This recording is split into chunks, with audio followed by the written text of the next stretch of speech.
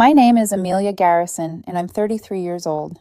I used to think life rewarded patience and hard work, that if you just kept your head down, did everything right, and stayed loyal, good things would eventually find you.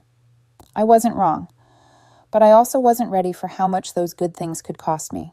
That Wednesday morning, I finally made partner at my law firm. 7 years of working 80-hour weeks, canceling vacations, missing birthdays, grinding through endless cases, all of it finally paid off. I was standing in the conference room surrounded by senior partners, their handshakes still warm, my name newly etched on the plaque that read Garrison, Jacobs, and Lowenstein, LLP. I should have been on top of the world, but as they congratulated me, my phone buzzed. One message, from Gordon Aldridge, my boyfriend of 2 years. We need to talk. This isn't working. You're not my type anymore. I've outgrown you. I need someone more successful, someone with drive. For a moment, the words didn't register. I thought maybe it was a cruel joke sent to the wrong person. But no, my name was there, clear as day. Amelia. I looked up, smiled politely at the partners, pretended to laugh at something I didn't hear, and typed back, "Congratulations on your growth. Best of luck." Then I slipped the phone face down on the mahogany table and signed the partnership papers. No one noticed that my hands were shaking. When I got home that night, the first thing I saw was boxes everywhere. Gordon was already packing. His shirts, his suits, even the wine glasses we bought together in Florence. He didn't look surprised to see me. He looked inconvenienced. "Amelia, can you move those files off the couch? I'm trying to pack." I stood by the doorway, still in my navy suit, still holding the partnership folder like a shield. "You could have waited," I said quietly. He didn't look up, for what we both knew this was coming. I didn't. He sighed the way people sigh when they think they're above a conversation. "Amelia, you're too comfortable. You settle. You're good at your job, sure, but you lack ambition outside of it. I need someone who wants more out of life."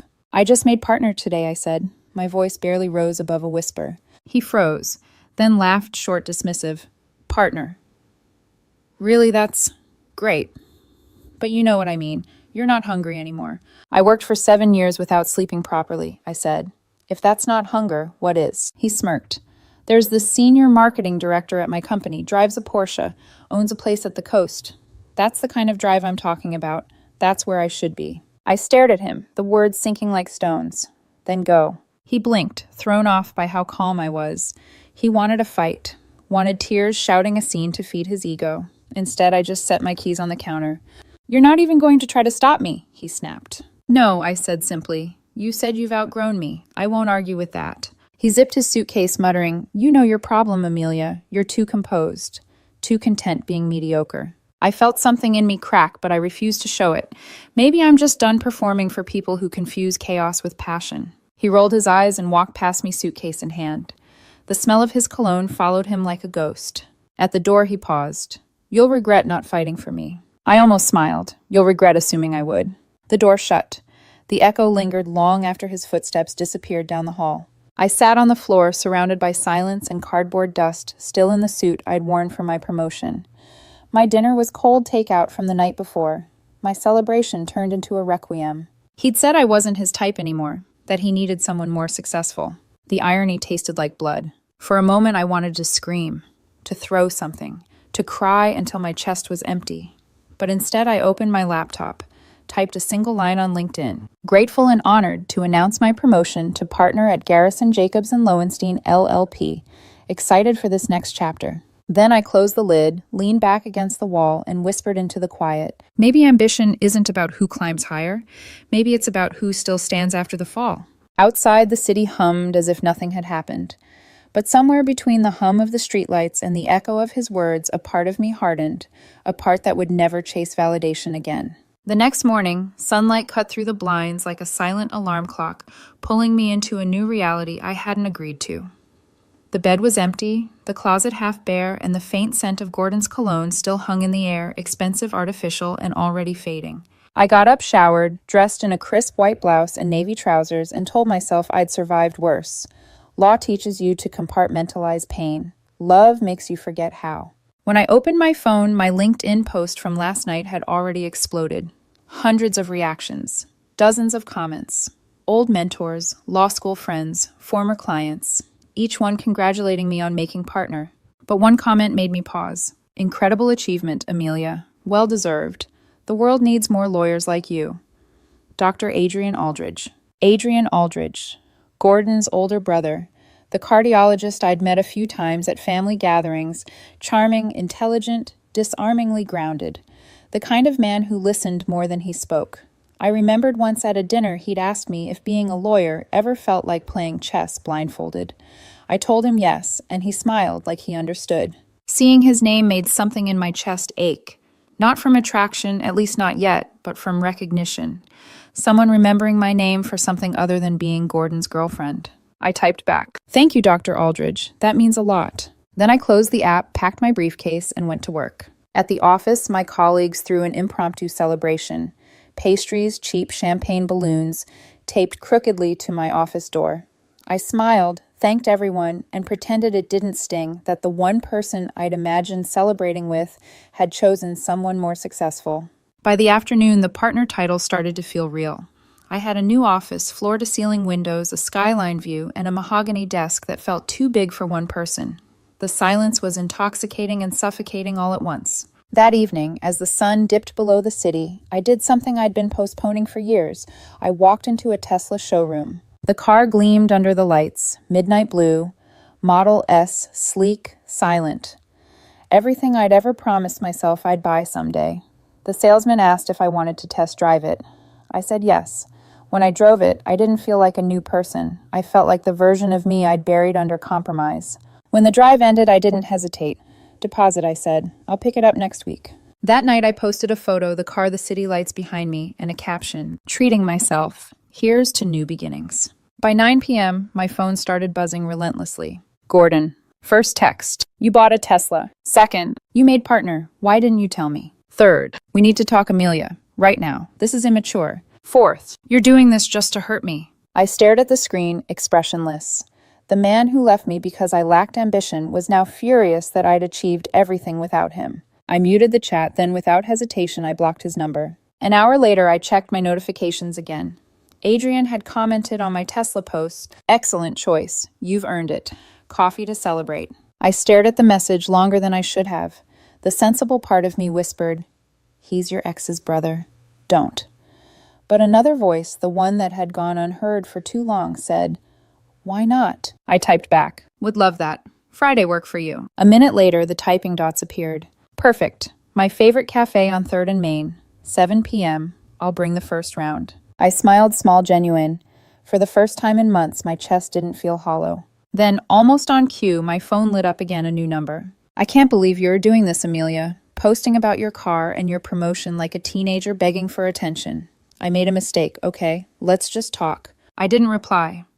Instead, I looked out the window at the reflection of city lights flickering on the glass and whispered, "No, Gordon. You made a choice." I opened my phone one last time before bed, not to check his messages, but to scroll through my own post. The comments, the congratulations, the quiet proof that I'd built this life myself. Among them, Adrian's words stood out the most. "You've earned it." Maybe success wasn't revenge. Maybe it was just the sound of finally being seen. Friday came faster than I expected. By then, the city had settled into that early evening hum, office windows, glowing gold crosswalks, flickering red and white.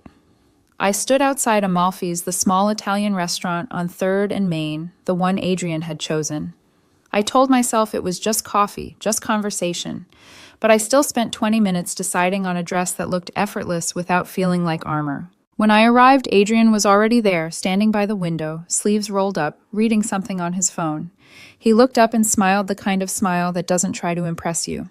It just lands quietly and somehow feels like safety. "Amelia," he said, standing as I approached. "Congratulations again. Partner, that's huge." "Thanks. I'm still adjusting to hearing it," I replied, sitting down. He gestured for wine, then hesitated. "You don't drink, do you?" "I do," I said, smiling. "Just not to forget things anymore." He smiled, two eyes warm. "That sounds like a story." "Oh, it is. One involving someone who thought success was contagious." "Gordon," he said softly, not as a question, but as a name that already carried its own verdict. I exhaled. "You heard." "I didn't have to. My mother's been dramatic about it all week." He rolled his eyes with a kind of resigned affection. "She thinks I should respect my brother's heartbreak and stay out of it." "And you?" I asked. "I think adults make their own choices. Gordon made his. He looked at me for a long moment. And so did you. Something in the way he said it, the quiet lack of judgment, loosened the knot in my chest I hadn't realized was still there. Dinner flowed easier than I expected. We talked about everything, his patients, my cases, the absurdity of ambition. He told me about a colleague who faked stress just to seem busier, and I laughed harder than I'd laughed in months. Somewhere between the ravioli and the second glass of wine, he leaned in slightly. I have to ask, he said, are you doing this to get back at him? His tone wasn't accusatory, just honest curiosity. Maybe I said truthfully. At first it felt that way, but now I'm realizing revenge doesn't taste as good as I thought it would. It's kind of bitter. He smiled, slow and understanding. Bitter things can be good for the heart, though. Keeps it healthy. I laughed, said the cardiologist. He tilted his head, and the lawyer says, revenge has no legal value, only temporary satisfaction. He grinned. So what's tonight then? Temporary satisfaction. I held his gaze, maybe a new beginning. The words hung between us. He didn't rush to fill the silence. That alone made me like him more. 3 hours later, he walked me to my car. The night air was warm, and the streetlights reflected off the blue paint of my soon-to-be Tesla parked across the street. I had a great time, he said quietly. So did I replied. Honestly, I didn't think I would. He chuckled. Low expectations make for good surprises. Apparently, I smiled. Then before I could second-guess myself, I leaned in and kissed him soft, brief, impulsive. When I pulled away, his expression was unreadable for a second, then softened. Let's do this again, he said. Soon I answered, and I meant it. The next morning, my phone rang at 7:42 a.m. Unknown number. Half asleep, I answered. Hello, are you dating my brother, Gordon? His voice was sharp, raw, and full of disbelief. I closed my eyes, sighed. Good morning to you, too. Don't play stupid. Are you seriously dating Adrian, my brother? That's disgusting, Amelia. First I said, sitting up, I don't owe you details about my life. Second, we had dinner. That's all. You're doing this to hurt me, he shouted. You're trying to humiliate me. I laughed quietly. No, Gordon. You did that yourself when you dumped me in the middle of my promotion. You're trying to make me jealous. I don't have to try. Apparently I already did. He fell silent. Then his tone shifted softer, desperate. The guy I left you for, he's not who I thought he was. The Porsche was leased. The beach house belongs to his parents. He's an idiot. I almost smiled. Sounds like you two have a lot in common. That's not funny. It's a little funny, I said. Gordon, you made your choice. You said you needed someone more successful. I made a mistake, he said. I panicked. You were working all the time. I felt neglected. I thought you didn't care anymore. I cared, I said, but I was also building something for us. I guess that wasn't enough. So you'll give me another chance, he asked quickly. We can fix this. No. The word came out firm, flat, unshakable. You didn't lose me to your brother Gordon. You lost me the moment you needed to feel superior to love me. You don't mean that. I do, I said quietly. You didn't want a partner. You wanted proof you were better than someone. I stopped playing that role. He was silent again, breathing hard. Then came the inevitable accusation. You're cruel. No, I said. I'm finally honest. And before he could say another word, I hung up. That night, Adrian texted me. Rough day. I stared at the message, smiled faintly, and typed back. You could say that. Apparently your brother doesn't like losing. He never did, he replied. But that's not your problem anymore. I typed. Thanks for the reminder. His next message came a minute later. Dinner again next week. I didn't hesitate. Yes. For the first time in a long time, I wasn't surviving the aftermath of something. I was starting something new. And this time it wasn't out of revenge, it was out of peace. By the following week, the situation had evolved from private awkwardness into a full-blown Aldridge family scandal. Apparently, Gordon's mother had discovered through a mix of social media snooping and gossip that Adrian and I had been seen together at Amalfi's. And while I expected discomfort, I didn't expect the sheer storm that followed. It started on a Thursday afternoon. I was reviewing a deposition file in my office when my assistant knocked, holding up my phone like it was radioactive. Someone keeps calling, she whispered. She says it's urgent. I took the phone, already knowing who it was. Mrs. Aldridge, I said evenly when I answered. Don't you, Mrs. Aldridge, me? Her voice snapped through the receiver. How dare you insert yourself into my family again? Gordon is devastated, Amelia. Devastated. And now you're dating his brother. Are you out of your mind? I took a slow breath. I'm not inserting myself into anything. Gordon ended things. I moved on. With his brother, she hissed. That's predatory. I almost laughed. Predatory Mrs. Aldridge, your son broke up with me over text in the middle of my promotion ceremony. Then told me I wasn't ambitious enough for him. I'm not sure I owe him a lifetime of celibacy on top of that. There was a sharp inhale on the other end. You think this is funny? I think it's ironic, I said, voice steady. He wanted someone more successful. He should be happy I found one. Click. She hung up. 2 hours later, my phone buzzed again, this time from Adrian. Just a warning, Mom's in a mood. Understatement of the year, I replied. You okay? Fine. I've argued with worse opposing counsel. He sent back a laughing emoji. Then, dinner tonight, my treat. You'll need it. That evening, we met at a quiet rooftop restaurant overlooking the bay. The breeze carried salt and music. For the first time that week, I felt my shoulders unclench. You know, Adrian said as he poured wine, I think she actually believes you orchestrated the whole thing to humiliate Gordon. Right, I said, arching an eyebrow. Because my evil master plan was to work 7 years for a partnership, get dumped, and then date into a family feud. He laughed softly. I told her that. Didn't help. Of course not, I said. Mothers never believe their sons are capable of cruelty. He grew serious for a moment. Gordon's always been fragile about success. He wants it, but he resents anyone who achieves it before he does. That explains the Porsche guy, I murmured. He needed to feel like he was trading up. Adrian studied me. And now I think he's realizing I was the upgrade. We shared a quiet, guilty laugh. Guilty, because we both knew Gordon was spiraling. By Saturday, the fallout had reached my workplace. HR called me in. The director, a calm woman named Sandra, looked almost apologetic. Amelia. This is uncomfortable, she began. But we received a call claiming you were creating a hostile environment for someone named Gordon Aldridge. I blinked. He doesn't even work here. I'm aware, she said carefully. He said your flaunting of a relationship with his brother was affecting his mental health and professional reputation. I let out a slow exhale. You're kidding. I wish I was. I reached into my bag, pulled out my phone, and opened the message thread. The breakup text, the blocked calls, the dates, the proof. Here, I said, sliding the screen across the desk. Timeline. Receipts. Context. You can close this case before your coffee gets cold. Sandra scrolled for a minute, lips tightening into a smile. Noted. Consider it handled. I walked out feeling oddly victorious, not because I'd won something, but because I hadn't let him turn my silence into guilt. That night, Adrian came over with takeout and a bottle of wine. We ate on my couch boxes as our plates' laughter filling the quiet. I shouldn't find this situation funny, he said, but my brother calling your HR department is peak absurdity. Petty people panic when their control stops working, I said. He grinned. You fight differently than anyone I've met. How so? You don't yell. You just dismantle people quietly. Years of cross-examination practice, I said with a smirk. He leaned back, watching me. Gordon never deserved you. I shrugged. He didn't understand me. He mistook composure for indifference. Some people only value love when it's loud. He studied me for a moment, then said softly, You're louder than you think. The words settled between us, unexpected, honest, warm. By Sunday, the storm had escalated again. Gordon's family was imploding. His father apparently sided with Adrian, telling Gordon to stop blaming everyone else for your choices.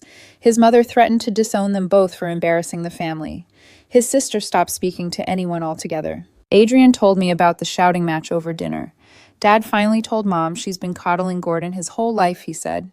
Said if Gordon wanted to be respected, he should act like an adult instead of a victim. And your mom, she cried, then threatened to cancel the anniversary party. I smiled faintly. Maybe that's for the best. But he shook his head. She'll still throw it. She loves a performance. He looked at me, a question hidden behind his calm. Would you come with me? I hesitated. To the anniversary party, Adrian, are you sure? He nodded slowly. If I'm going to stop letting Gordon dictate how I live, I have to start somewhere. With you. His voice was steady, gentle, certain. And for the first time since my breakup, I realized this wasn't about revenge at all. It was about reclaiming agency, the right to exist without being compared, diminished, or explained away. All right, I said quietly. I'll go. He smiled. Good. Just be ready. My family's polite, but when they're angry, they'll weaponize it with manners. I laughed. I've faced opposing counsels more vicious than your mother. I'll survive. Maybe he said, eyes glinting, but you might not escape unscathed. I leaned closer. Neither will they. And with that, the lawyer in me, the part that never backed down from a confrontation, felt something like anticipation. The courtroom was gone. The battlefield was a dining table. And this time I wasn't the one on trial. The Aldridge family home was the kind of place built to impress rather than comfort arched entryway marble floors, portraits of ancestors who all looked equally judgmental. The kind of house that pretended to whisper legacy while suffocating everyone inside it. Adrian parked his car, turned to me, and gave a faint apologetic smile. "You sure you're up for this?" "I'm a lawyer," I said, fixing my earrings in the reflection of the window. "I survive worse performances every week." He laughed quietly, but I caught the tension in his jaw. Mom invited everyone except Gordon. Dad's pretending it's not a big deal, but it is, I finished. Family drama never stays off the record. He looked at me like he wanted to say something more, but the front door opened, and a perfectly styled woman in pearls stepped out. "Mrs. Aldridge." "Adrian," she said, lips tight. "You're late." Then she saw me. "And you brought her." I smiled politely. "Good evening, Mrs. Aldridge. You look wonderful." Her lips pressed thinner. Then turning sharply, she added, "Dinner's ready. Let's not make a scene." Too late, I thought. The scene had started the moment I walked up those steps. Inside, everything gleamed: crystal glasses, silver cutlery, polite laughter, stretching thin over underlying tension. Mr. Aldridge greeted me warmly, his handshake steady, his eyes kind. "Amelia, welcome. I've heard good things. Congratulations on the partnership." "Thank you," I said, shaking his hand. "And happy anniversary." He smiled. "At least someone remembers why we're here tonight." Mrs. Aldridge's glare could have shattered glass. Dinner began smoothly enough. Salad wine, small talk about weather and politics. But I could feel Mrs. Aldridge winding up her conversation layered with sugar and venom. "So, Amelia," she said, finally turning toward me with the sharpness of a judge about to pronounce sentence. "I suppose it must be convenient dating your ex-boyfriend's brother. Saves time meeting the family." The table went silent, Adrian tense beside me. I placed my fork down calmly. "It's certainly unconventional," I said, meeting her gaze, but convenience wasn't what I was looking for. Her eyes narrowed. "And what were you looking for?" "Respect," I said. "Honesty. Stability." I smiled faintly. "Qualities your son didn't value." Her lips parted, outrage brewing, but before she could reply, Mr. Aldridge spoke. "Now, Margaret." "No, Robert," she snapped. "I won't sit here and pretend this isn't humiliating. Our son is heartbroken, and you're defending her." Adrian's voice was steady low. "Mom, Gordon isn't heartbroken. He's humiliated because his ego got bruised." "Adrian." "No," he continued louder now. "He dumped Amelia because she wasn't successful enough. Then he found out she made partner and suddenly changed his mind. That's not heartbreak. That's entitlement." The room froze. Across the table, Adrian's sister, a quiet woman who'd barely spoken all evening, set her glass down and said softly, "He's right, Mom. Gordon's been treating everyone like competition since college." Mrs. Aldridge's face went pale. "How can you say that?" "Because it's true," her daughter said. "He even compared who Dad loved more when we were kids. You just never wanted to see it." Silence fell heavy, uncomfortable, honest. Mr. Aldridge cleared his throat. "Margaret, maybe it's time we stopped protecting the wrong person." Mrs. Aldridge blinked rapidly, as if realizing the script she'd written for her family was suddenly being rewritten in real time. She stood abruptly. "Excuse me." Her heels clicked out of the room. Adrian sighed, rubbing his temples. "Well, that went about as well as expected." I whispered, "On the bright side, no one threw wine." He laughed quietly. "You'd have won the case if they did." After dinner, we slipped out early. The night air felt like relief. We sat in his car, the hum of the engine soft beneath us. "I'm sorry you had to go through that," he said. "She can be intense." "I've cross-examined CEOs who sweat less than your mother did at that table," I said with a small smile. He looked at me, then really looked, eyes tired but warm. "You handled her perfectly. You didn't fight. You just made the truth louder." I shrugged. "That's the trick. People like her don't hear words, they feel composure." He smiled, quiet admiration hiding behind exhaustion. We sat in silence for a moment before my phone buzzed. Unknown number. "I know you think you've won, but you're destroying my family, Amelia. You're turning them against me." It was Gordon. I felt my stomach twist. Without replying, I showed Adrian the message. He read it, sighed, and shook his head. "He's not going to stop, is he?" "No," I said, "because for him, losing control feels like death." He frowned. "Want me to call him?" "No," I said. "Let him talk to his own reflection for a while." The next morning, an email from Gordon landed in my inbox. Somehow, he'd found my work address. It was long unhinged, alternating between apologies and accusations. "I know I hurt you, but you're hurting me worse. I was scared. I panicked. You're being cruel. dating my brother is the most vindictive thing anyone's ever done to me. If you ever loved me, you'll end things with him. My therapist says the situation is traumatic for me. I read it twice, not out of emotion, but disbelief. Then I forwarded it to Adrian with a short note. Your brother's therapist might want to meet his mirror next. He called me an hour later, still laughing.